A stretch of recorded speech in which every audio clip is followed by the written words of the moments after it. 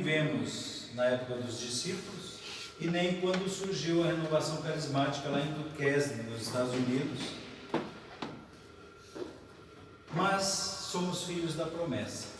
A partir de Pentecostes, que se difundiu a promessa do Pai sobre a humanidade, sobre a igreja, então todo batizado. Alguém lembra do tema anterior?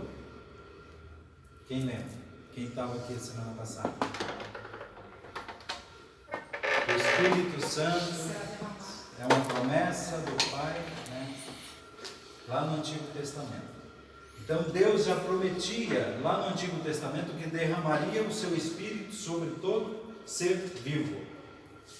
Sabemos que lá em Joel 3, o Senhor nos dizia: depois disso acontecerá que derramarei o meu Espírito sobre todo ser vivo. Alguém sabe o que significa depois disso?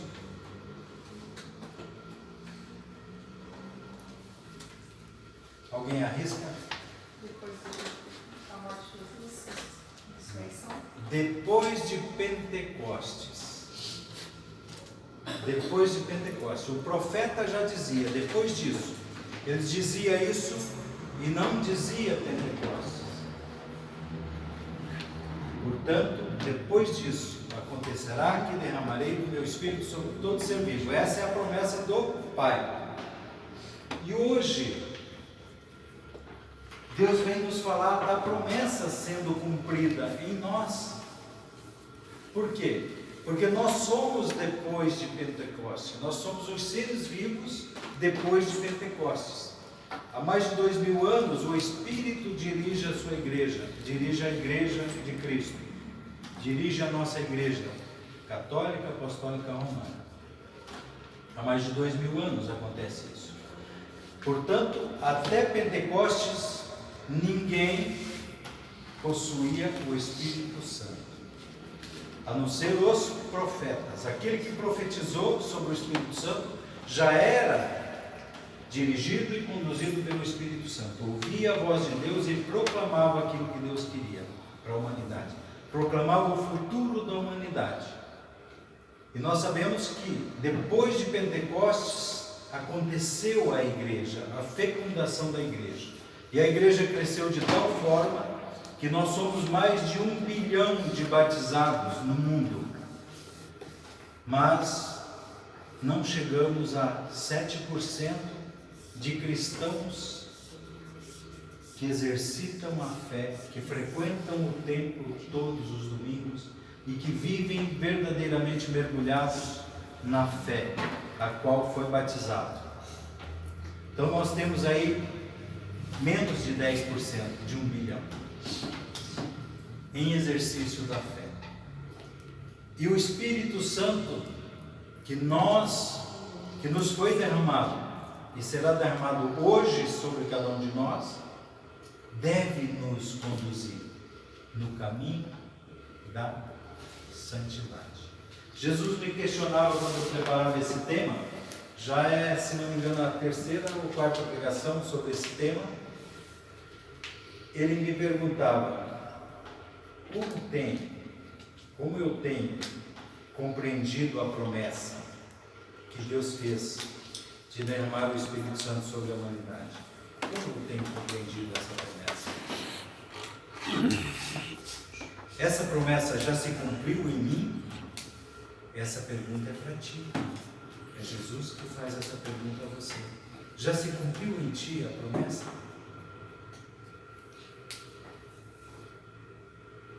Como tenho vivido? Como membro, ou seja, filho, consumador dessa promessa de Deus. Eu sou um filho, membro do corpo de Cristo. Eu sou um ser vivo depois disso que o profeta anunciava, depois de Pentecostes. Como eu tenho vivido a consumação dessa promessa em mim? Eu tenho realmente sentido essa promessa se realizando em mim? Eu tenho vivido de acordo com essa promessa? Se essa promessa se realiza em mim, portanto eu não sou mais eu que vivo, deve ser Cristo que vive em mim, como Paulo falou na sua carta. Tenho compreendido porque o Espírito Santo repousa sobre mim. Eu tenho essa compreensão e tenho me esforçado para que ele permaneça em mim, ou desejado pelo menos que ele apenas realize em mim a minha vontade, fazendo o que eu quero. Quer dizer, eu tenho me esforçado para que ele permaneça em mim, ou tenho desejado que ele realize a minha vontade, apenas fazendo o que eu quero, quando preciso, quando necessito, busco, encontro, mas de repente eu dou um lugarzinho, como se fosse o step do carro, coloco lá no lugarzinho esquecido. A hora que preciso, eu aciono. O Espírito Santo não é um step para nós carregarmos na nossa vida num lugarzinho cheio de poeira lá e para usarmos a hora que nós queremos. É o contrário. Essa promessa se realizou em nós para que nós sejamos transformados. E a transformação, ela deve ser plena, porque o Espírito veio como um presente de Jesus Cristo e foi nos dado por Jesus Cristo. Para quê? A última pergunta: para que serve o Espírito Santo na minha vida? Para ser um step?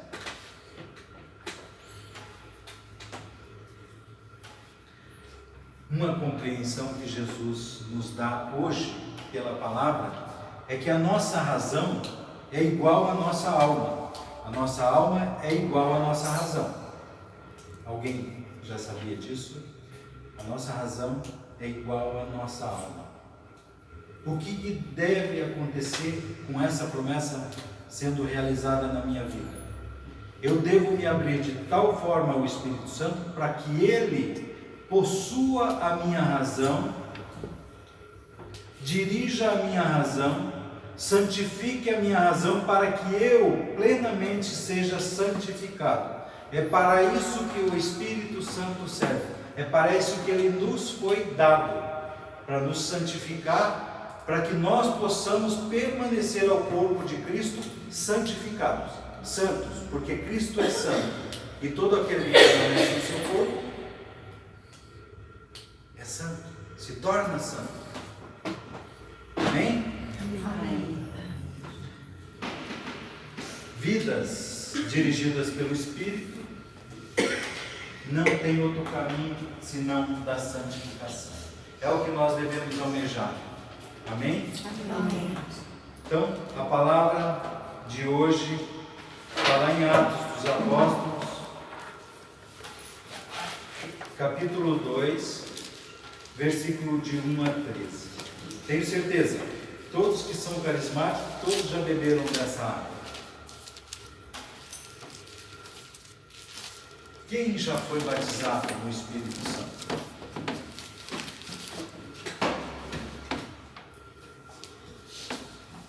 Ótimo. Uma vez batizado no Espírito Santo, precisa se tornar fonte do Espírito Santo, da água do Espírito, para jorrar, para dar continuidade nas fontes. Imagina cada um de nós derramando o Espírito Santo no mundo. Praticamente nós estamos aqui umas 20 pessoas, são 20 filhos da promessa derramando a promessa no mundo. E o mundo sendo mais santo, mais purificado, mais transformado. Esse é o nosso chamado. Amém? Amém. Quem está com a Bíblia Ave Maria, 1414 a página. Aqui é vinda do Espírito Santo. Chegando o dia de Pentecostes, estavam todos reunidos no mesmo lugar. De repente veio do céu um ruído como se soprasse um vento impetuoso e encheu toda a casa onde estavam sentados. A Apareceu-lhes então uma espécie de língua de fogo, que se repartiram e repousaram sobre cada um deles. Ficaram todos cheios do Espírito Santo e começaram a falar em outras línguas, conforme o Espírito Santo lhes concedia que falassem. Achavam-se então em Jerusalém judeus piedosos de todas as nações que há debaixo do céu. Ouvindo aquele ruído, reuniu-se muita gente e maravilhava-se de que cada um os ouvia falar em sua própria língua. Profundamente impressionados, manifestavam a sua admiração. Não são, porventura, galileus todos estes que falam? Como então todos nós os ouvimos falar, cada um em nossa própria língua materna? Partos, medos, elamitas, os que habitam a Mesopotâmia, a Judéia, Capadócia, o Ponto, a Ásia, a Frígia, a Panfilha, o Egito e as províncias da Líbia, próximas a Cirene, peregrinos romanos, judeus ou prosélitos, cretenses, árabes, ouvimos-los publicar em nossas línguas as maravilhas de Deus. Estavam, pois, todos atônitos e sem saber o que pensar. Perguntavam uns aos outros: o que significam estas coisas?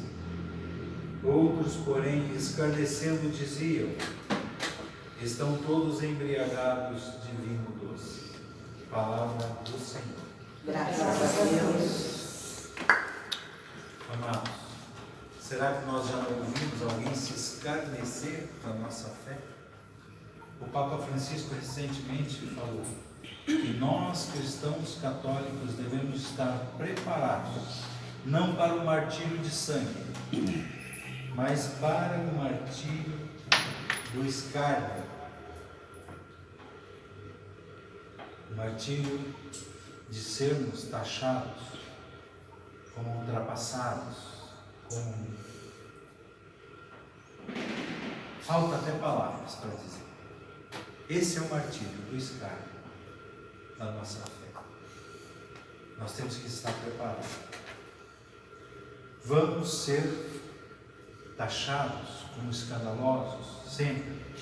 E há também, até no meio da nossa igreja, nós carismáticos somos taxados como louquinhos, como doidos, como não sei o que, e etc, etc.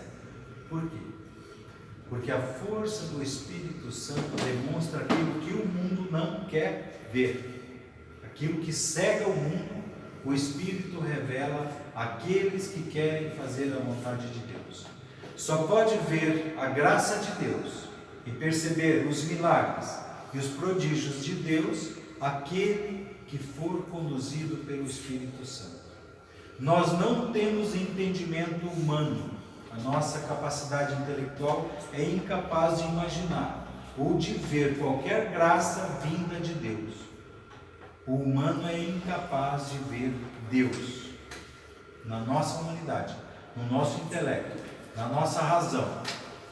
Se ela não for purificada pelo Espírito Santo, não for guiada e dirigida pelo Espírito Santo, nós caminhamos caminho contrário.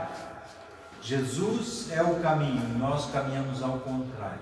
Nos distanciamos cada vez mais de Jesus porque queremos caminhar com a nossa razão. Nós estamos no mundo, amados, mas o próprio Cristo, orando ao Pai por nós, disse que estamos no mundo, mas não pertencemos ao mundo.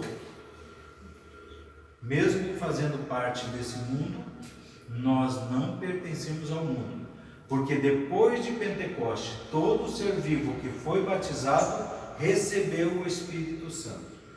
Todo católico batizado recebeu o Espírito Santo no batismo, infuso em nós. Mesmo sem conhecê-lo, ele já está em nós. Mas nós precisamos buscar conhecer esse Espírito Santo que precisa e deve nos guiar.